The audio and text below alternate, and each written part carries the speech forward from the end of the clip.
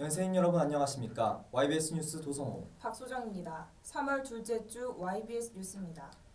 지난 2월 7일 우리 대학교 법인이사회가 대학평의원회를 구성하고 운영규정을 만들기로 합의했습니다.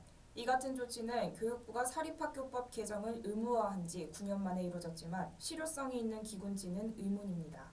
김소희 기자가 취재했습니다. 지난 2월 7일 우리 대학교 법인이사회는 정관이 규정하는 바에 따라 대학평의원회 및 개방이사추천위원회를 오는 4월 중순까지 구성하고 관련 운영 규정도 만들기로 합의했습니다. 대학평의원회란 사립학교 운영의 투명성과 공공성을 확보하기 위해 각각의 학내 구성원 대표가 교육 관련 주요 사항을 심의 및 자문하는 학교 행정 견제기구입니다. 이곳에 근거를 둔 개방이사추천위원회는 법인이사회에 이사정수 4분의 1 이상의 외부 인사를 추천할 권한을 가집니다. 우리 대학교의 경우 대학평의원회 설치와 개방이사제 실시가 지난 2005년 교육부의 사립학교법 개정을 통해 의무화된 지 9년 만에, 지난 2008년 관련 정관을 신설한 지 6년 만에 이루어졌습니다. 교육부가 특성화 사업 선정평가에서 평의원회를 구성한 사립대학에게 2.5점의 가산점을 부여하겠다고 밝히자 학교 당국이 재빨리 보여주기식 방침을 내린 겁니다. 이에 대해 우리 대학교 기획팀 이현묵 팀장은 이미 각 학내 구성원들을 대표하는 기구가 존재하는 상태에서 추가적으로 심의기관을 설치할 필요성을 느끼지 못했다며 연세대학교의 고유한 이념과 방향성을 지키기 위해 평의원회 설치를 미뤄왔다고 밝혔습니다. 뒤늦게 대학평의원회 설치가 가시화된 만큼 운영면에서 공정성과 실효성이라는 두 마리의 토끼를 잡기 위해서는 갈 길이 멀어 보입니다. 우선 평의원회는 정관 제96조의 6항에 따라 교원 6명, 직원 3명, 학생 3명 등 총 17명으로 구성돼 있지만 구체적인 선출 방식은 정해진 바가 없습니다. 대신 제96조의 10항에 규정되지 않은 구성, 기능 및 운영 등에 관한 사항은 총장이 따로 정한다고만 명시돼 있습니다. 교수들마다도 어쨌든 이해관계가 굉장히 다른데 그렇다면 그 교수 6명이 누가 들어갈 것인가에 대한 논의도 진행될 것 같고, 그 외에 이제 다른 구성원들은 어떻게 누가 그 집단을 대표해서 들어올 것인가 하는 그런 구성에 대한 논의가 진행될 거라고 생각합니다. 또한 평의원회의 심의 기능이 권고에 그치고 6가지 중 2가지 사항에 대해서는 자문의 하나이기 때문에 학교 운영에 영향력을 행사할 수 있을지도 우려됩니다.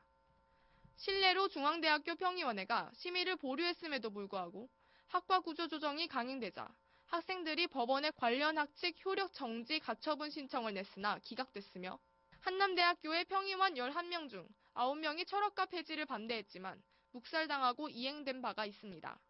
대학평의원회 설치로 민주적인 대학 운영의 가능성은 봤지만 요식기구로 전락하지 않기 위해서는 출범 전 구체적인 시행세칙에 대한 충분한 논의가 필요할 것으로 보입니다.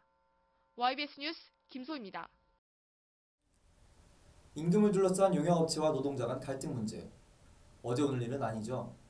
개항 첫날인 지난 3일부터 350여 명에 달하는 우리 대학교 노동자들이 전면적인 파업에 들어갔습니다. 이수원 기자가 보도합니다. 개강 첫째 날인 지난 3일, 빨간 조끼를 맞춰 입은 우리 대학교 노동자들이 백양로 가운데서 파업을 했습니다.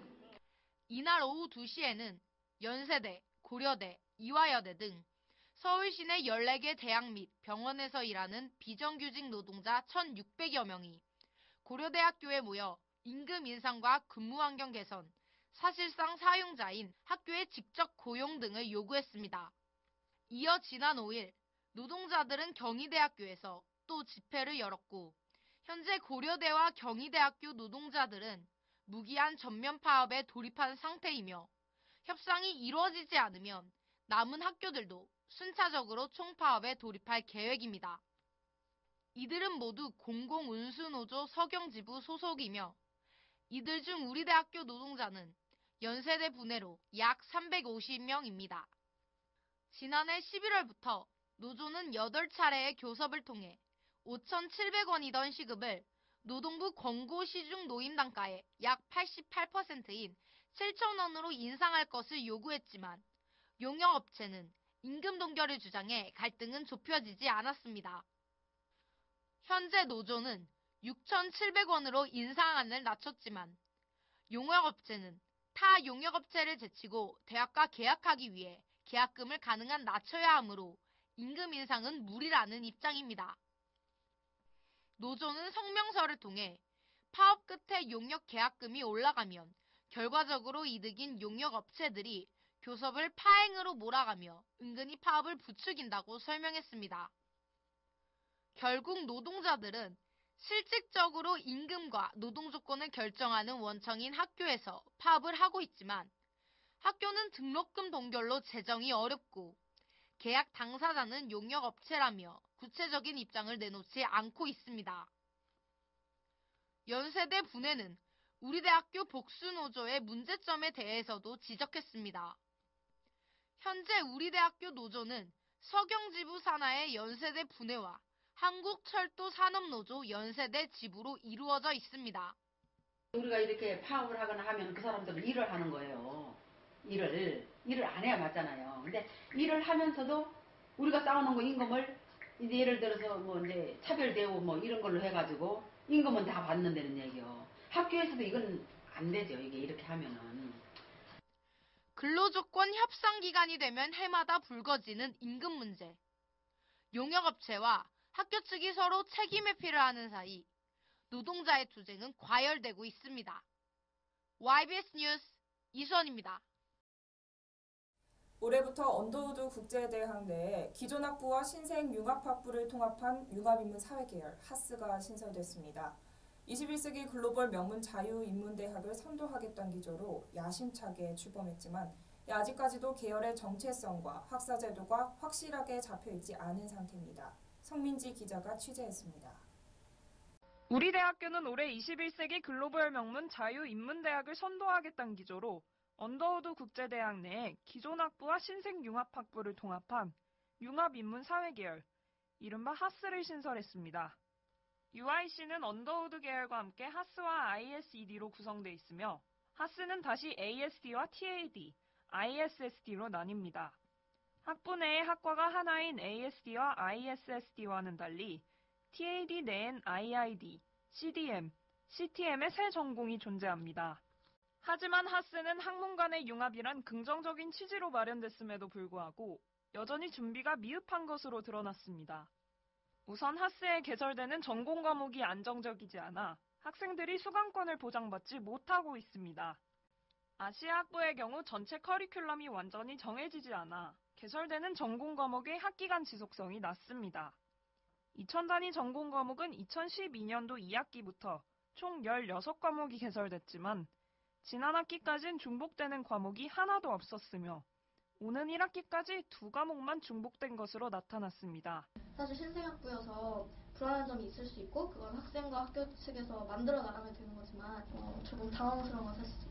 1학분 같은 경우는 실제로 이제 3학년이 되고 근데 실질적으로 이제 열린 수업들을 볼 때 이번 학기나 다음 학기에는 안 열릴 가능성이 농후해 보이고 그래서 졸업학기에 들어야 되는 거 아니냐.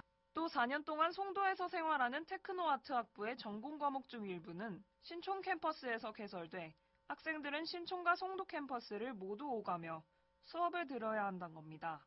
이에 대해 학교 측은 많은 TAD 학생들이 연계 전공이나 이중 전공을 이수하기 때문에 TAD 전공 과목이 아니더라도 신촌 캠퍼스에서 듣는 다른 과목도 있어 문제될 것이 없다고 해명했습니다.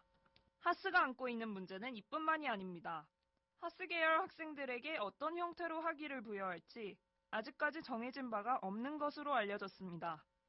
졸업 후 진학할 수 있는 직접적인 연계대학원이 없다는 점도 하스 계열의 정체성에 혼란을 주고 있습니다. 하스 계열의 전공들이 네. 융합이라고 되니까 네네. 융합학사로 가야 되는지 네네네. 이 여러 가지 복잡한 문제들이 있어요. 그래서 우리가 뭐 일부러 막 미리 준비 안 하고 막 그런 건 아니고요. 아직까지는 그 확실한 그 계획은 없어요. 융합학문을 통해 글로벌 인재를 양성하기 위해 신설된 하스 계열. 학생들의 전체적인 대학 생활이 걸린 문제인 만큼 확실한 학사제도 체계와 계열의 정체성을 구축해 융합의 목적과 의의를 살려야 할 겁니다. YBS 뉴스 성민지입니다.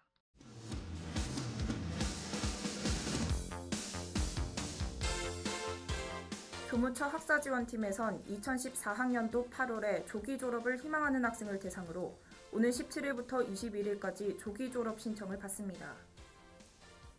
계절학기를 포함한 전체 학년 성적 평량 평균이 4.3 기준의 3.75 이상인 학생만 신청이 가능하며 편입생과 학사 경고를 받은 적이 있는 학생은 신청이 불가능합니다. 신청을 원하는 학생은 서류를 작성해 교무처 학사지원팀에 방문 제출하면 됩니다. 신청서 다운로드 및 기타 자세한 사항은 우리 대학교 홈페이지 공지사항을 참고하길 바랍니다. 한국장학재단에서 오는 21일까지 2014학년도 1학기 국가장학금 1, 2 유형 2차 신청을 받습니다. 2014학년도 1학기 재학 예정인 학생 중 직전학기 12학점 이상을 이수하고 학점이 4.3 기준에 2.4점 이상인 학생이 신청 가능합니다. 신입생과 편입생의 경우 첫 학기에 한해 성적 및 이수 학점 기준이 적용되지 않습니다. 소득 분위별 장학금을 수혜하고자 하는 학생은 반드시 국가장학금을 신청해야 합니다. 신청을 원하는 학생은 한국장학재단 홈페이지에서 온라인 신청 후 관련 서류를 오는 26일까지 한국장학재단에 제출하면 됩니다. 기타 자세한 사항은 한국장학재단 홈페이지 및 연세대학교 장학팀 홈페이지 공지사항을 참고하길 바랍니다. 배강로 프로젝트, 신경영과 신축공사 등 지금 우리 대학교는 대대적인 공사가 진행 중입니다. 이번 공사를 통해 세계적인 대학으로서의 외적 환경을 갖추겠다는 거겠죠. 그러나 세계를 선도하는 대학의 요건은 외형적인 부분에만 한정된 것은 아닐 겁니다. 학생, 교수, 교직원, 학교 본부 등 학내 구성원들의 목소리가 하나 되어 변화를 이끌어가는 곳. 그곳이 세계적인 대학 아닐까요? 뉴스 마치겠습니다. 고맙습니다.